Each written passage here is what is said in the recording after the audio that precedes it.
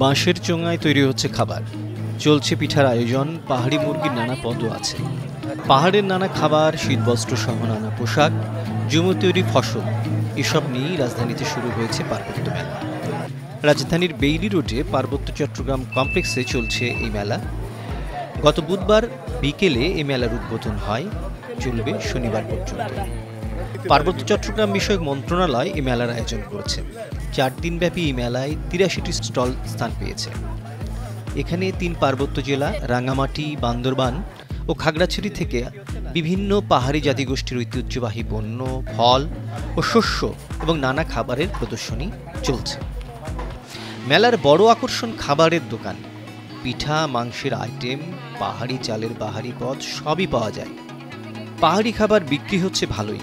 শুধু পাহাড়ি মানুষ নন, বাঙালিরাই এসব খাবারে আগ্রহী, বলছেন দোকানিরা। পাহাড়ে হয় নানা জাতের ফল ও ফসল, সমতলে এগুলোর অনেকই পাওয়া যায় না। এমন নানা সবজি এবং ফলও এসেছে মেলায়।